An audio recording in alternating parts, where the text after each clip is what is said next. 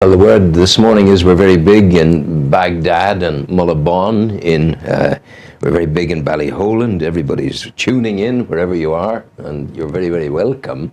It's Destination Newry's morning programme. Good morning, Newry and Mourne, and the planet. And good morning to Cormac Campbell. How are you, of the Newry Reporter? Not so bad, Ron. Last week I said you look like a man who'd gorged himself on pancakes. This week you look like a man who's, survived with only the necessities. You've been atoning bread and water for the past week for you, getting straight into Lent. You know something? I'm glad I didn't put the ashes on my head, because did you see the story? In Dublin? In Dublin and in Cork and in Galway. They burned the people.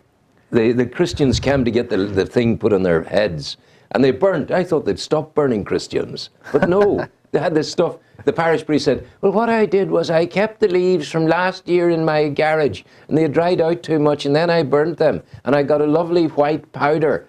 And I was wondering about it. It fizzed a lot when I put the water on it. It certainly did fizz when it... I thought you put oil on it, not water. Well, it's supposed to have holy oils and all of that sort of thing. It certainly did fizz when it went on people's foreheads. It zung. Do you go in for that sort of thing yourself? I went to Mass on that. And did you get your stuff put on your forehead? I did, yeah. You old traditionalist, you. Oh, I know. It's no bad thing, really. But I mean, it's all right up to a point. But my great-grandfather didn't die at the Somme for me not to defend your right to put those things on your head. Well, it doesn't interfere with anyone else's day, I guess. No, indeed it doesn't. It's your call, isn't it? Yeah. It's about who we are and where we came from. And some of us hang on to it, and that's a good thing.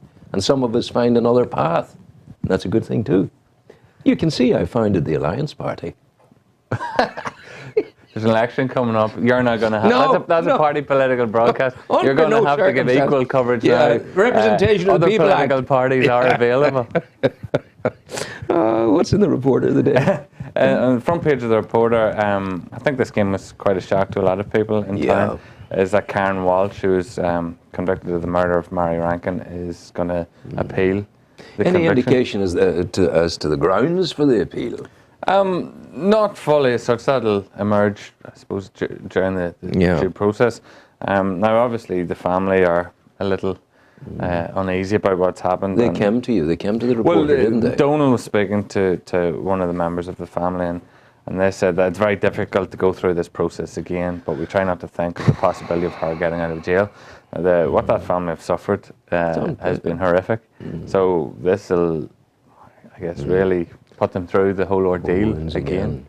It's inconceivable that such a thing. Such gentle people too. Well, I think the fact that nothing shocks people that much these days, but that shock, what happened there, shocked people more than virtually anything you can imagine.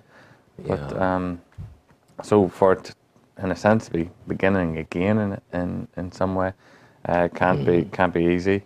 No, it's far from easy. Yeah. But there are people of they're well sustained in their religious beliefs, and they've good faith around them, and that has seen them through, as said on more than one occasion. So that's all to the good. Yeah. What else have you got? If you remember, a number of months ago, there was a piece in the paper about abandoned horses. Yes.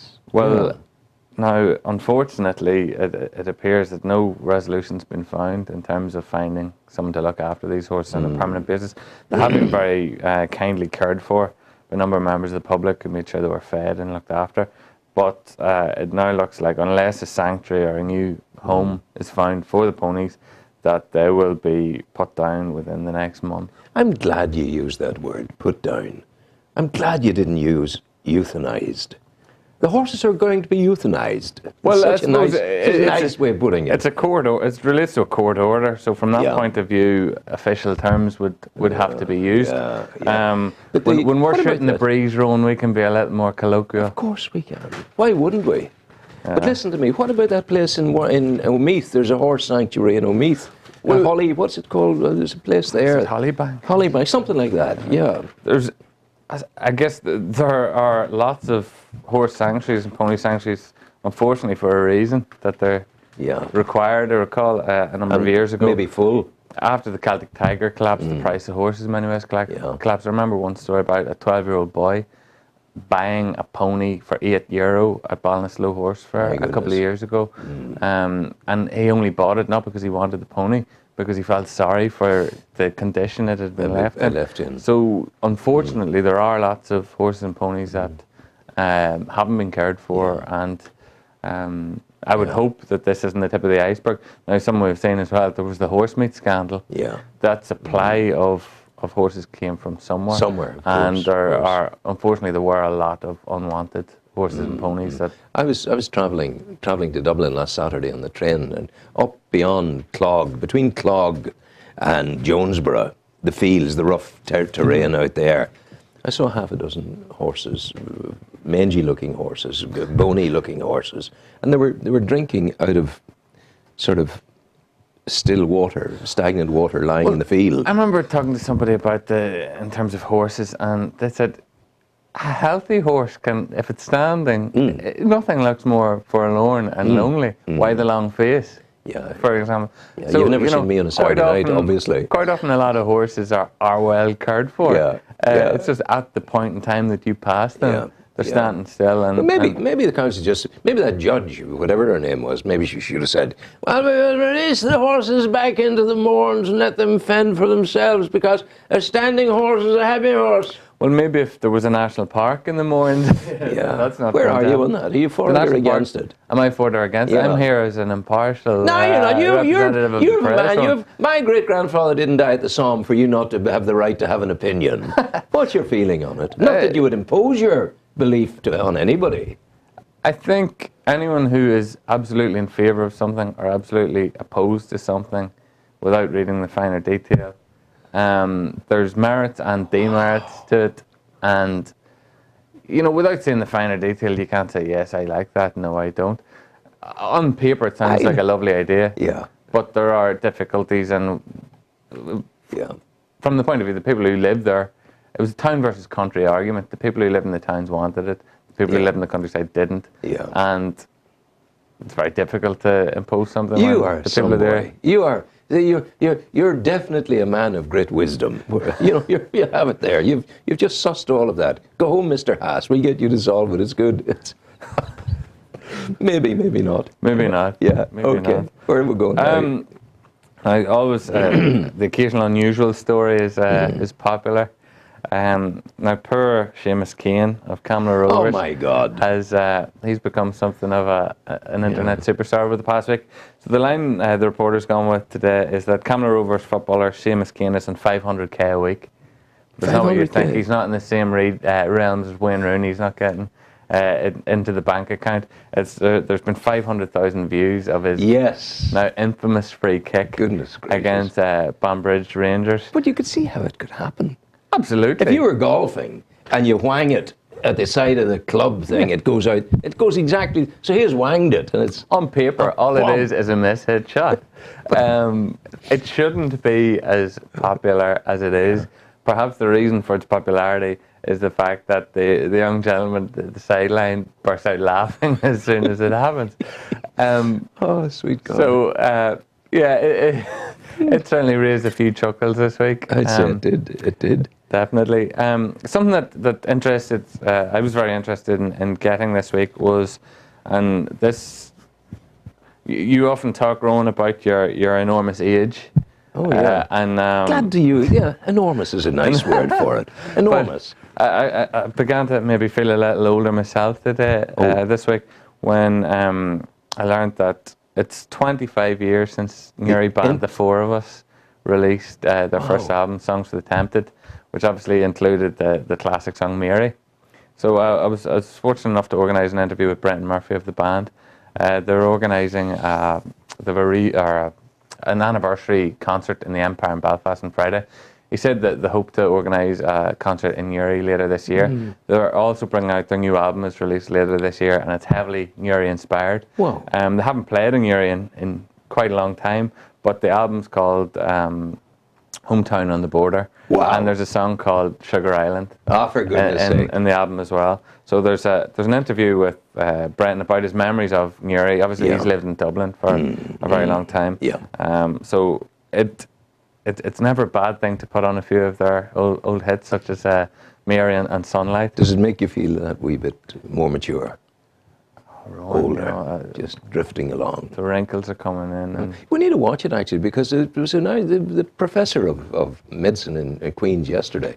He was saying that once you get over a certain age, you're discriminated against by the National Health Service.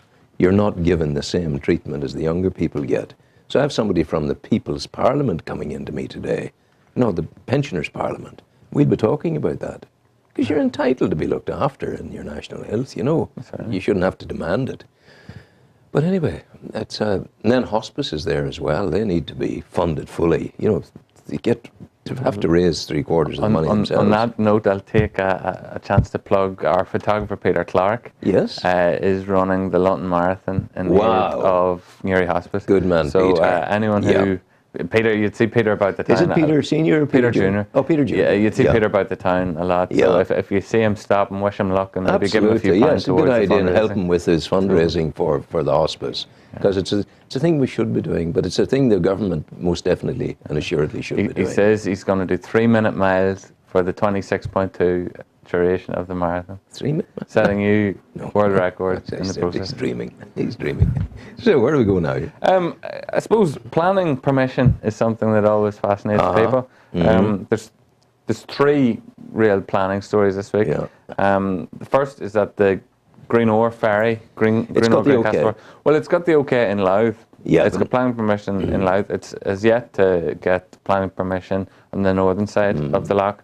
Now, previously, Newry Council had said it supports the project, but to date, councils don't have full planning powers. They're merely a consultee. As we mentioned last week, that changes in 2015. Now, one thing that will affect is the proposed wind farm off the South Down coast. So they will not be applying for planning permission until 2016, which means that the decision will fall under the remit of the new Newry, Mourne and Down District Council, which again we mentioned last week, doesn't have a policy on wind farms, on wind turbines.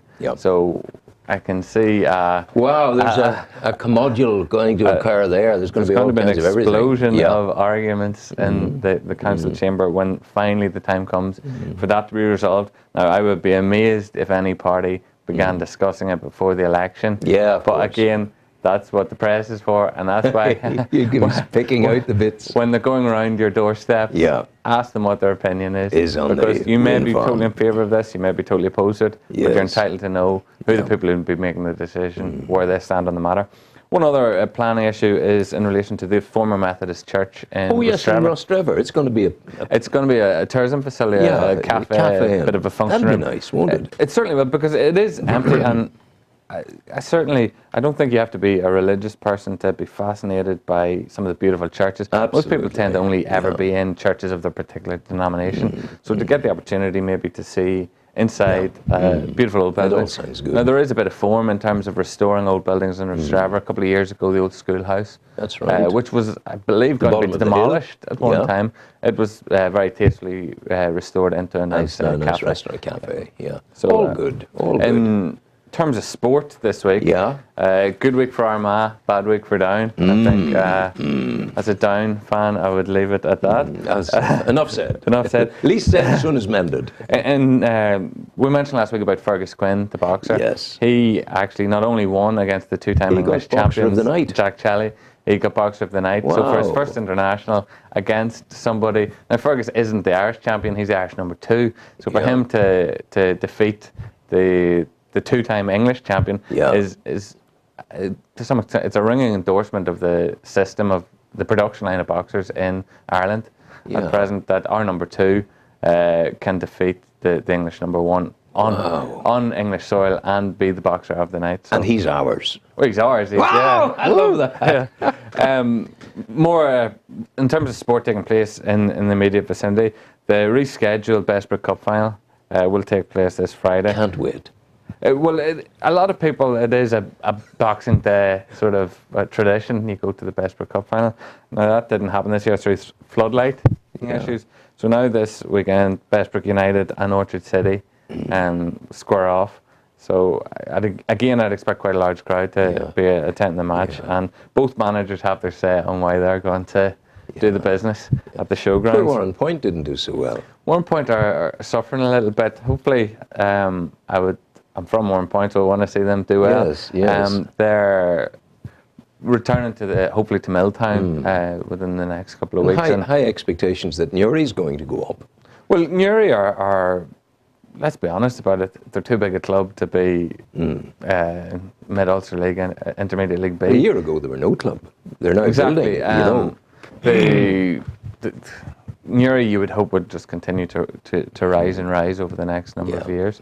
Now, it's not going to be easy for them. It's going to take years to get back to where they were. I was taken back to where they once were during the week when I heard the news of the death of Jimmy Jones, the soccer legend.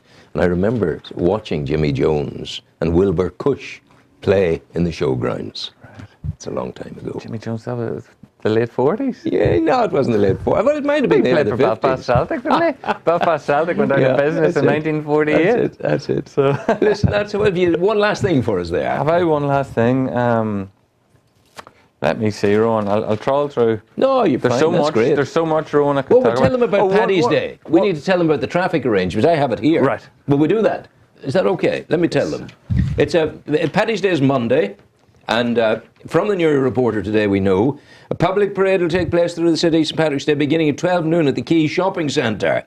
Make its way along the Butter Crane, Merchants Quay, Sugar Island, Kildare Street, the Mall, St Mary's Street, William Street, and along the front of the quays to disperse in the Albert Basin. Traffic restrictions will be in place across the city from early morning until 6 p.m. There you are. That's Done. it. Do you want one more? One more last bite? I suppose one last thing I would highlight is Andy Moffat, Councillor Andy Moffat, who's been, I suppose, on the political scene for the best part of 40 years. Yeah. He has, he's confirmed that he won't be running for election again. And it's just a few words about some of his experiences. And he was, I wouldn't say a sharp tongue, quite a humorous tongue in the council chamber. There's no badness in him. We run a quote of the week when there's a council meeting. And Andy's been in the mix more than his fair share of occasions for sort of sharp comments directed at political opponents and even colleagues on occasion. Yeah, and what's this one? So, well, there's none here. Oh, none here. But it's largely just talking about, at a recent meeting, he made the agricultural term that Newton Hamilton was on the hind tit for funding in the Newry and Mourne area. If you know your cows. Oh, I wouldn't. There's a man coming now. Would you ask him to come down to me? He's upstairs now, Sean. Man coming, Liam Fitzsimons of the Veterinary Centre. We'll talk to him about hind tits when he gets here. Well, Andy's also, now he said it's not just Newton Hamilton's on the hind tit. Newry's on the hind tit for the funding for the whole of Northern Ireland. So he says if Newton Hamilton is on the hind tit for the place that's on the hind tit for everywhere else, then it mustn't have much sustenance whatsoever. God bless you. Go well, take care. All the best. That's Cormac Campbell from the Newry Reporter.